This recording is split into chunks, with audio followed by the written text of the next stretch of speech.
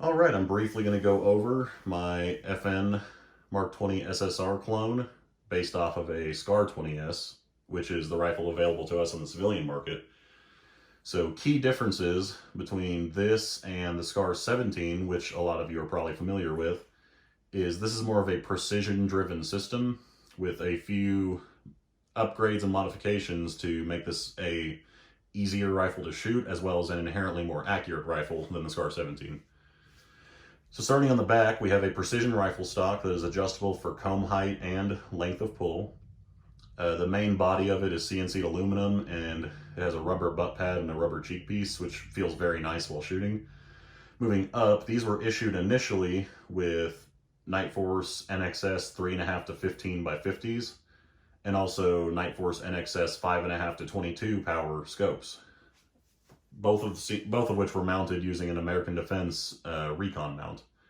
So these were quick detach mounts, so you were able to take the scope off in a pinch and flip up the iron sights. And the issued iron sights for this gun are a FN SCAR rear sight, which is adjustable for windage and elevation, and then a Knight's Armament front sight, which is the part number 99051.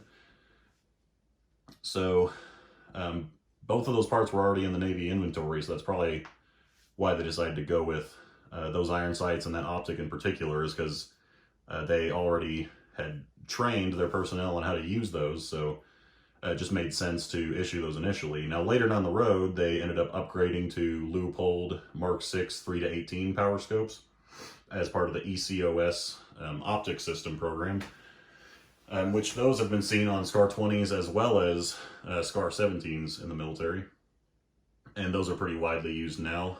These also have been seen in a couple photos with the issued scope for the XM 2010 300 Win Mag sniper rifles, which is the Leupold Mark IV, I think it's 5.5 to 20 or 25. Those have been seen as well, which those are obviously a case where they're taking the optic off their XM 2010 and putting it onto their SCAR 20, which was also seen with the M110s. Those would often wear higher power optics that were originally made for the 300 Win Mag rifles. So it's kind of cool to see that these were treated exactly the same way as the M110. They're a 20-inch barreled 308 sniper rifle system with a suppressor, with the key difference between this and the M110 being that this is a short stroke gas piston system. Now, there's been tons and tons of argument on the internet for well over 2 decades now over which is better. Personally, I think a quality rifle is a quality rifle, whether it has a piston or a gas impingement system. But I digress. This is a very reliable system. I have yet to clean it since buying this rifle, aside from swapping the barrel from time to time.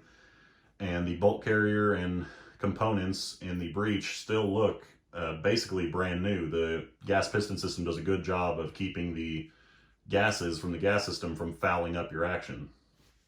Now, moving forward, these did use Harris bipods. They're a 6 to 9 inch adjustable notched bipod, and they had a Surefire suppressor.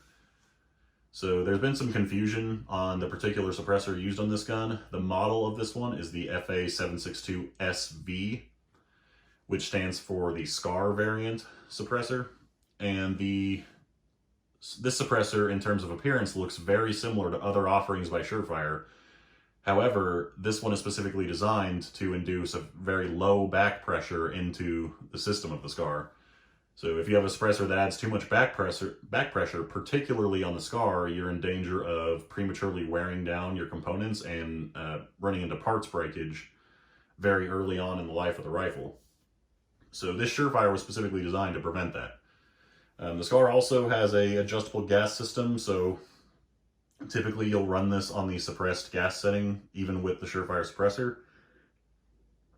And it's virtually like shooting the rifle without a suppressor on the unsuppressed gas setting. There should be no accelerated bolt wear and tear on any of your components.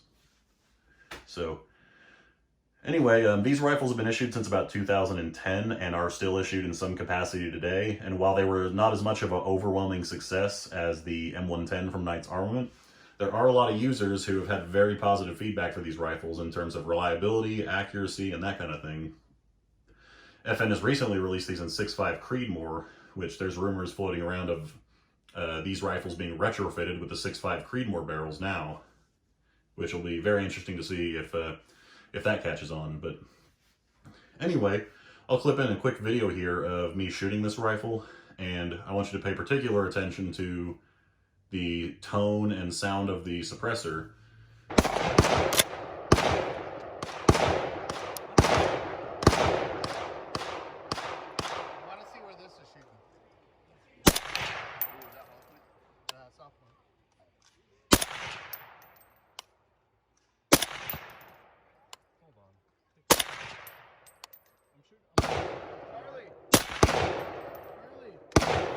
Now, while the camera microphone will never do it justice, I can tell you from personal experience shooting a bunch of different 30 caliber cans, the Surefire has a very pleasant low tone to it and is not piercing to your ears. It doesn't leave you with your ears ringing after firing a shot.